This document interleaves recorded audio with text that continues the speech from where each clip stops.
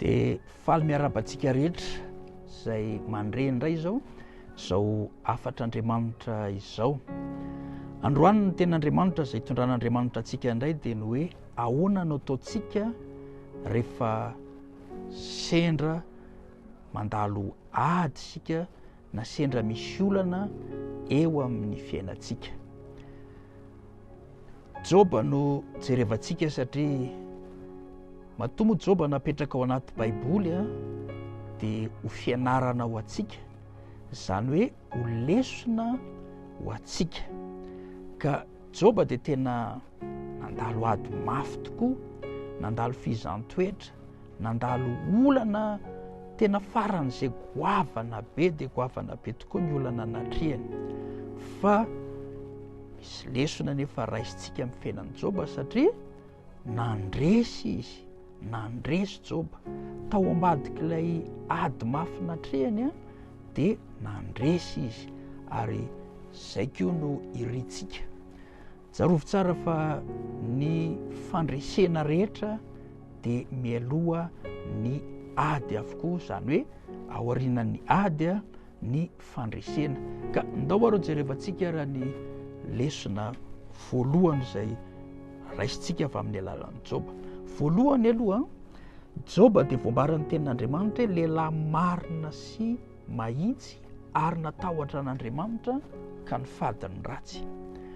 Fony mbola nilamina tsara ny fiainan'i Joba, tsy nisy ady, tsy nisy olana, niaina tamin'ny fitahian'Andriamanitra tao anatin'ny harena, dia natanjaka ny ara-panahin'i Joba, nahery ara-panahy Joba, nandroso ara-panahy Joba. Tsy hoe efa nisy ady izy vao kofokofoka, fa izao mbola tsisy nenenina mihitsy dia efa nataony natanjaka sy nahery foana ny ara-panahy.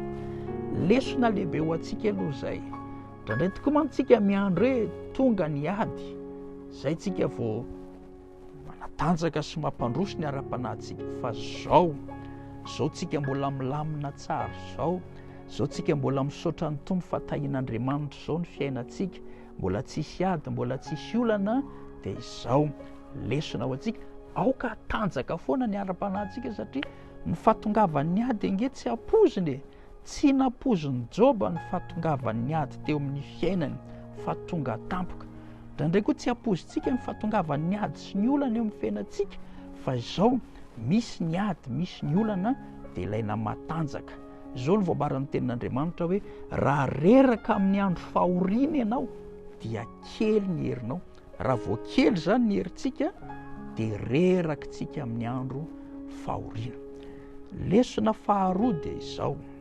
Ozy izy mivadin'i Joba hoe mbola ahitana ny fahamarinanao amin'Andriamanitra ihany ve ianao hoe mahafoizan'Andriamanitra dia aoka ho faty.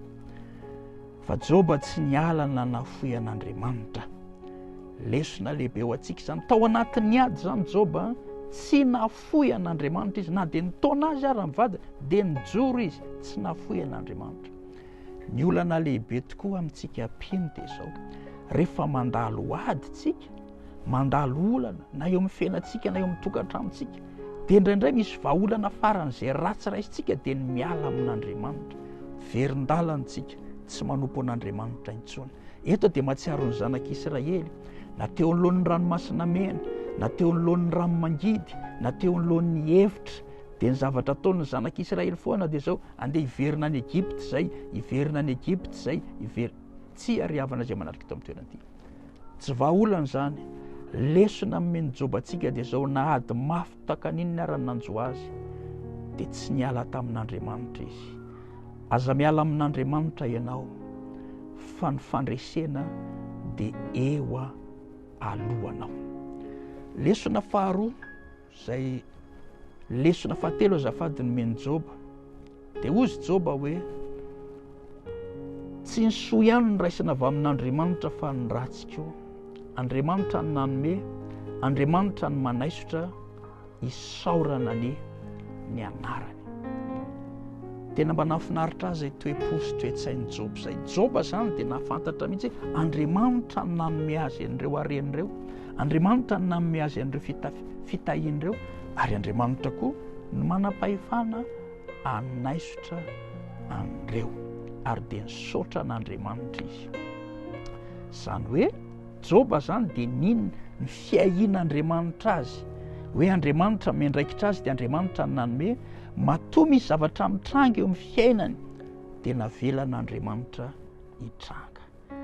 Lesona lehibe ho antsika zany, tsaroa fa zanak'Andriamanitra tsika, adidin'Andriamanitra isika, tena faran'izay tian'Andriamanitra tsika ary izay fitiavan'Andriamanitra tsika izay dia miadidy sarotiny amintsika izy ka mahasarotiny azy koa ny zavatra mitranga eo amin'ny fiainantsika, mahakasika azy ny zavatra mitranga eo amin'ny fiainantsika.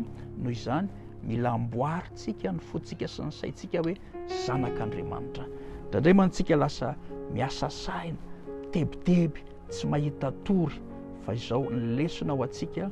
Ny an'i Joba dia izao ny fantany, Andriamanitra no antony nanome, Andriamanitra ihany koa ny manaisotra. Noho izany zanak'Andriamanitra tsika, amboary ny fonao sy ny sainao hoe zanak'Andriamanitra, amboary ny fonao sy ny sainao hoe miadidy Andriamanitra. Zaho anatin'ny ady, ao anatin'ny olana izao, tsy tebiteby fa izao mifantatra dia izao miadidy Andriamanitra, miandraikitra ny fiainako Andriamanitra, zanak'Andriamanitra. Zay ny lesona fahatelo nomeny Joba antsika hoe namboary ny fony f'Andriamanitra miadidy azy, amboary ihany koa ny fonao, amboary ny sainao manomboka izao hoe zanak'Andriamanitra, adidin'Andriamanitra. Raha mandeha ny fiainanao dia adidin'Andriamanitra ianao, raha ho amin'ny ady sy ny olana ny fiainanao amin'izao fotoana izao dia tsaroa fa zanak'Andriamanitra ianao, tena tiany ianao ary adidin'Andriamanitra ianao. Lesona fahaefatra izay tena nafinaritra ihany koa dia izao, hozy Joba hoe raha izao dia Andriamanitra no tiako hitenenana ary ny tsy tono iriko andarateny. Ny azy zany dia izao, Andriamanitra ny azy ny tiany hitenenana ny olany sy ny ady mafy izay lalovany. Ary ny azy zany dia izao, nalahany eo anatrehan'Andriamanitra ny olany sy ny ady mafiny. Mahatsiaro vehivavy anankiray izay fantatsika tsara antsoina hoe Ana. Nandalo ady tokoa izy, satria tsy niteraka izy dia nirabirabiny ny rafivavy, nandalo ady mafy, olana, fanesona, farabirabiny. Fa ny zavatra nataony Ana dia izao, lasa izy nivavaka. Lasa izy nivavaka, nambarany teo anatrehan'Andriamanitra, navoakany teo anatrehan'Andriamanitra ny tahoam-pony. Ry havana izay manatrika eto amin'ny toeran'ity, mandalo ady ve ianao?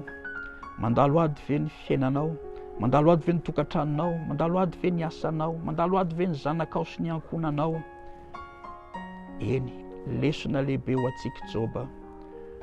Voalohany indrindra aloha, aza miala amin'Andriamanitra, fadio ny miala amin'Andriamanitra, aza miala amin'Andriamanitra.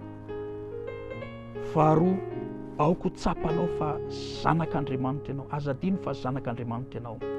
Fahatelo, atolory an'Andriamanitra ny adinao, apetrao amin'Andriamanitra ny adinao. Na inona adinao dia izao, raha misy mandalo fahoriantsika, aoka izy hivavaka ho ny tenin'Andriamanitra. Akino amin'Andriamanitra ary apetrao amin'Andriamanitra, fa Andriamanitra mahay mampandresy ianao, hain'Andriamanitra ny mampandresy ianao. Ka ny tompony ahitansika ho an'izay mandalo ady, raiso ny leson'ny Joba. Ho an'izay tsy mandalo ady kosa, aoka hatanjaka tsara foana ny ara-panahintsika. Aza mieritreritsika hoe tsisy ady mihitsy, ny ady tampoka ary tsy ampoizina. Ndraindraiky ny Andriamanitra mizaha toetratsika. Noho izany atao foana izay hampatanjaka, hampahery, hampandroso ny ara-panahintsika. Fa izay matanjaka sy mahery ny hampandroso ny ara-panahiny, tsy ho resy mihitsy izy. Eo alohanao ny fandresena, ary Andriamanitra dia vonina hanome fandresena anao, fa tsika fotsiny mila ho ny ten'Andriamanitra. Jereo ny faharetan'i Joba, ary jereo ny farany izay nataony ny tompo taminy. Misy zavatra tiany ny tompo atao aminao, misy zavatra efa nomany ny tompo atao, fa manana faharetana tahaka an'izay naharetan'i Joba. Mirary soa indrindra tompoka, mirary faherezana ho antsika rehetra izay mandalo ady, ny tompo anetantsika matokisy mino fa eo alohantsika hatramin'ny fandresena. Tahian'Andriamanitra tsika.